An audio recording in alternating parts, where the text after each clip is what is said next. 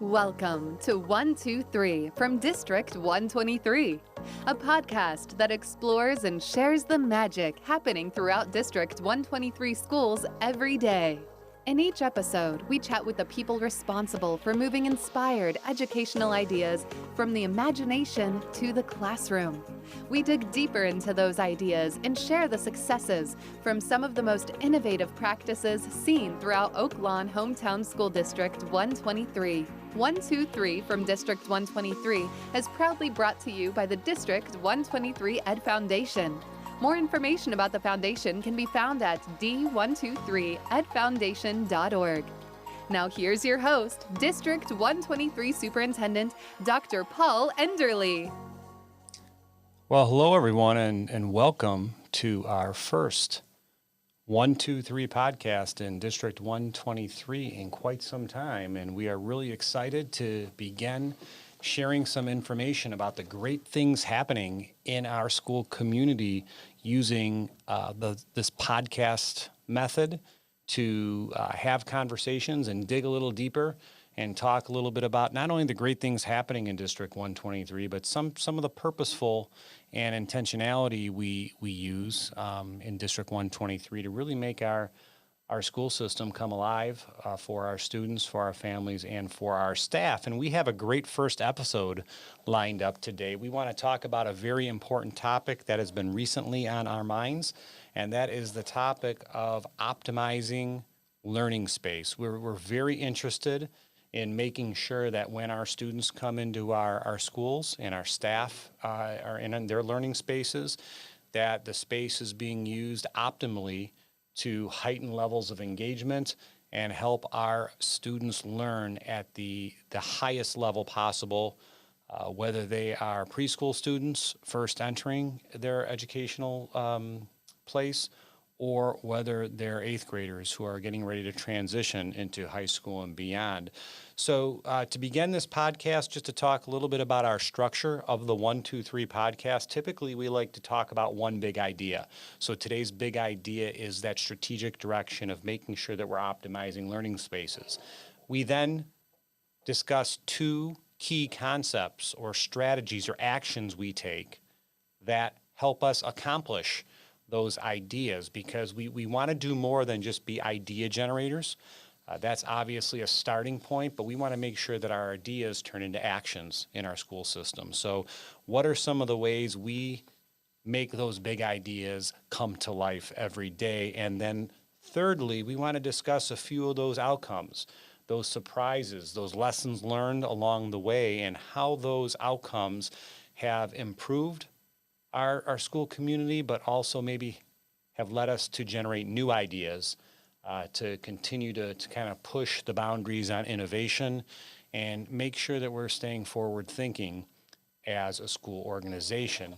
So that being said, I've invited a couple of my colleagues to the podcast today. I'd like to introduce to our podcast today our Assistant Superintendent for Innovative Practices for Technology and Communications, Dr. Joe Macchia, and our Director of Operations here in District 123, Mr. Leo Cassidy. So Joe, Leo, welcome to the podcast. Well, thanks for having us. Thank you. Really happy to be here. Yes, very good. We look forward to having a good conversation about that. I know the three of us over the past couple of years have really been talking about this topic of designing excellent learning spaces and innovative learning spaces. So I'd like to kind of start by just having each of you just kind of introduce yourselves to our audience and say a few words. So Joe, I'll let you begin.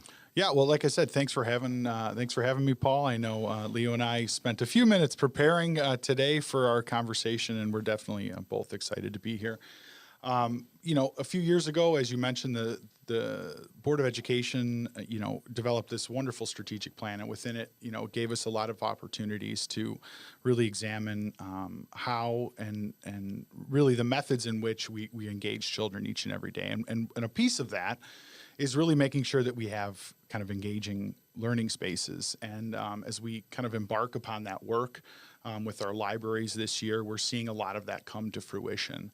And I know that all three of us in this room are incredibly proud of how far we've come.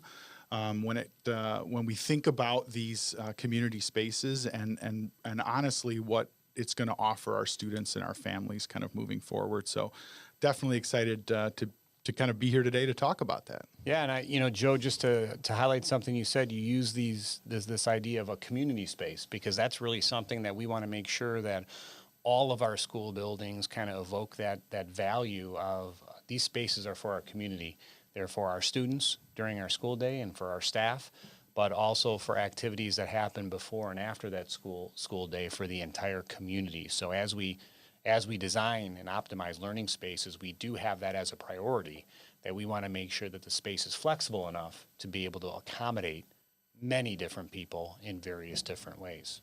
Yeah, I feel pretty similar to how to Joe's feeling, it to come into the district and to see that there was a mission to design innovative spaces for learning was really key to see that is a priority and an opportunity to think outside the box on what a learning environment looks like, and maybe some of the traditional structures of a classroom space with just desks, or maybe a learning center that isn't as flexible.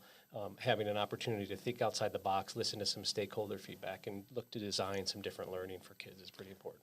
Yes, and all this is great, and it's great thinking. And, of course, a couple years ago when we started flipping furniture over, we started seeing the 1968 stamps on our chairs and tables and realized, hey, I think it's time to really start thinking differently. So we ventured down this road, and our big idea for today is this idea of designing optimal spaces and making sure that our schools have flexible facility designs that allow all stakeholders to be able to reconfigure spaces to meet their needs.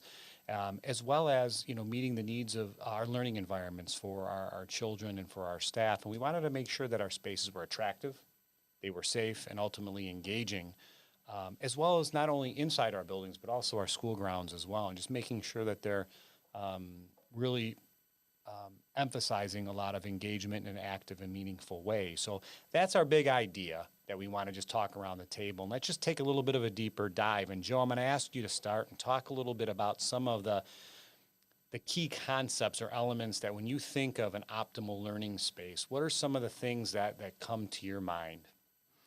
I think one of the first things that come to my mind, and this is maybe just from my time in the classroom or with traditional kind of furniture that you would see in a classroom, or that maybe all three of us had the opportunity to kind of experience when we were in school. And then, progressing to becoming an educator and realizing that sometimes those spaces are limiting. And, the way that we design learning experiences, the way that we kind of try to tailor the learning that we're kind of facilitating within our classes requires some flexibility. And let's be honest, right? I mean, the desks that we probably all experienced as we went through school didn't have wheels on them. So something as simple as putting wheels on furniture that allows kind of the furniture to move flexibly with the way in which I wanted to group children, or the way in which I wanted to facilitate discussions within my classroom, is something that I know the libraries here are going to be able to kind of allow our staff, our District 123 staff, the ability to design and reconfigure the space in such a way that promotes a tremendous amount of collaboration amongst students and between groups of students, but then allow the flexibility can allow those groups to switch dynamically and quickly.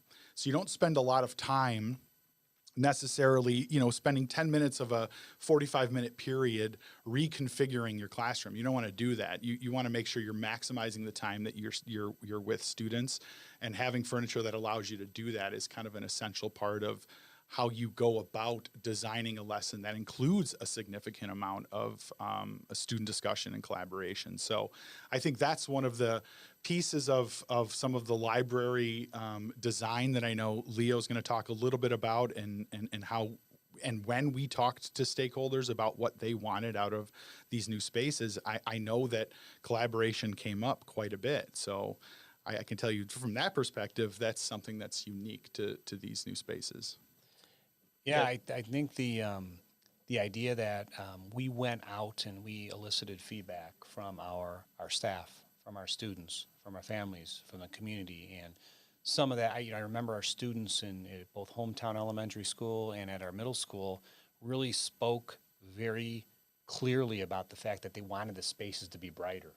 And that's something I know that we were able to really accomplish through just, some different lighting options, as well as making sure natural light and certain soft colors enter these environments as well. But to Joe's point about flexibility, something that I just noticed as I came into the podcast studio today is one of our smaller spaces, our smaller conference room spaces, actually now has like a large, what would be deemed a large table that could be broken up into like 3 or 4 different configurations.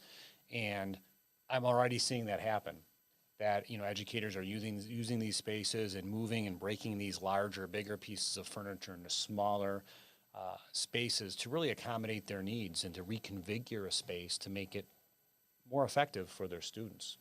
Yeah, the flexibility has been pretty important. And when we use the model of what we've seen in corporate America, the Google office space has evolved in our culture to be something that wants to be admired. And thinking of our kids learning at this middle school level or elementary level, and then working them way to college or high school, or even into a corporate environment, seeing what those workspaces look like lended us as part of also seeing some of the stakeholder research to see what are our students going to experience at the next level. We toured some high schools, we toured some universities to see what is the design happening in those next spaces, and the flexibility, the collaboration spaces. We're seeing whiteboards on carts that could move around spaces, charging stations that could be moved from different spaces, couches that moved on wheels or casters, pushing a whole media center space and bookcases to one side and utilizing the space for something else was something we were seeing along the way, not only in some corporate workspaces, but in these other university and high school environments. So prepare our kids for that's going to be their next level learning, as well as taking in the idea of some flexible chairs, some nice comfortable couches. Not everything is wood. Some of the spaces we're designing, that might have been something from 1960s because it seemed to last longer. Some technology and innovation of furniture and design has been helped that, if somebody does stain a piece of fabric in our media centers now, it's easier clean than maybe it was in the 60s when we just wanted wood furniture. So now all that's evolving and giving us an opportunity to have much more flexible spaces. And the colors are key. At our elementary school, seeing that there research in what the different colors in a elementary school space can be to kids, different shapes of things. At Hometown Middle School, we've added circular light fixtures, and what that can do for a child's eyes is they're walking in, they're seeing tiled floors that represent squares or rectangles, but then looking up in the sky and seeing circles and somewhat like cloud-type lighting, mixing that in with some different soft colors or bright colors. And then at our media center space at the middle school, softer colors was the feedback we were getting from students, is that it was a little bit darker of a space. Right. And so some softer wall colors, but then some brighter pops of colors. It really has been a good way to take that learning to the next level for our kids. Yeah, we really looked at how warm colors like reds and oranges associate with energy and creativity, but we didn't want them to be bright either. So when we look at some of the reds that we used here at our middle school library space, they're softer. Mm-hmm. The grays are softer. Even some of the blacks and the whites, it's a soft feel that really highlights some and it really makes the space brighter. And the same thing in Hometown Elementary. You were saying, at that space we're seeing yellows, blues, greens, and it's a softer space which really allows for more light to come in and just make the learning space itself brighter. So when we think about a couple concepts here, obviously the concept of flexibility, the concept of really looking at lighting and color, flooring, trying to, again, make all of the spaces seem bigger. We analyzed at both library spaces that there were areas of our libraries that were really underutilized and spaces where students and teachers and people just didn't congregate or go. So, we see now that there are little clusters of furniture in different places, low seating, high seating, soft seating, but also tables and chairs so kids could sit if it's something that they want. Both spaces now have not only areas where where kids could read books and do more literacy related work, but also STEM spaces in both areas, that are going to have countertops, sinks, and be able to allow the kids the opportunity to do more hands-on work to engage them in the learning as well. On top of the fact that, we're also going to be using a lot of multimedia. So each of the spaces has 5 or 6 monitors. And Joe, maybe you could speak to some of the connectivity. All of our students, we're very fortunate to have a one-to-one computer network for all of our students here in District 123. And they do a lot of their learning and processing through electronics. And now we have the capability to be able to project that thinking onto a bigger monitor and have them share that thinking with their teachers and fellow peers. So I think you hit that right on, Paul. I think one of the pain points of kind of learning with technology has always been, this picture of students in isolation with their device, kind of learning void of conversation with their classmates. And really some of the technology that we are fortunate to have here within the district and some of the things that we're adding to our library spaces kind of rip that idea away from kind of the way that many were thinking about technology, right? So if the three of us were working on a project together, we're really fortunate in our new spaces to kind of huddle around a table, right? In corporate America, you might hear it referred to as a huddle room, right? So we kind of go into a little room and we talk about the project that we're working on or the learning that we're doing as a small group. We're able to kind of talk through with our classmates maybe the portion of the project that we are responsible for, and to be able to simply just plug in to a monitor and display that work for my classmates as a student, I think, and then switch that right to the next person and to the next person, so that we all have an opportunity to share some of the things that we're doing with a particular project or with a particular learning design that we have, is pretty powerful. Yeah. And something that, before we would have had to kind of like turn our monitors around and everyone would be like huddled around one screen. So now we're really fortunate to have these kind of beautiful spaces that allow some of that digital collaboration to kind of happen more fluidly as well. Yeah, I think these are. Go ahead, Leo. I was just going to say it also gave us an opportunity to try to keep up with technology and to design systems that, although it might be under current modern day technical advances, if there's some growth and change in technology and learning, or what we could do in the media centers to really design our systems that they could evolve with that, we could add components, take away components if they become outdated, and keep the media centers growing with technology. Yes, absolutely. And I think we've been able to set the stage for that. And I think that's an exciting thing. That's a great thing to certainly lead on. So we talked about some concepts of space, of flexibility, of color, of lighting, of looking at digital media to drive some of these things, and to be able to make sure our kids and staff have quick and easy access to it. We want to make sure our spaces are conducive to student learning, to staff learning, and to adult learning. We have active parent organizations. We have a parent university program where we want to bring our parents in and have them learn and be a part of this learning community in active spaces too. And I think, these redesigns should help lend themselves to adult learning as much as learning for our children and students as well.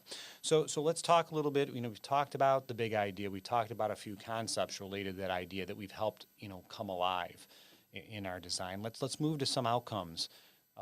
Some new ideas, some thoughts that we hope moving in this direction will help lead us in the future. And the one thing I wanted, one outcome that I hope to gain from this project, and this is really going to be a 3-year project. This is just year 1 of 3 years. We plan to, over the next 3 years, renovate all of our library spaces. But one of the ideas or outcomes that I hope that we gain from this is we really want to see the learning environments in our school system as really a third teacher.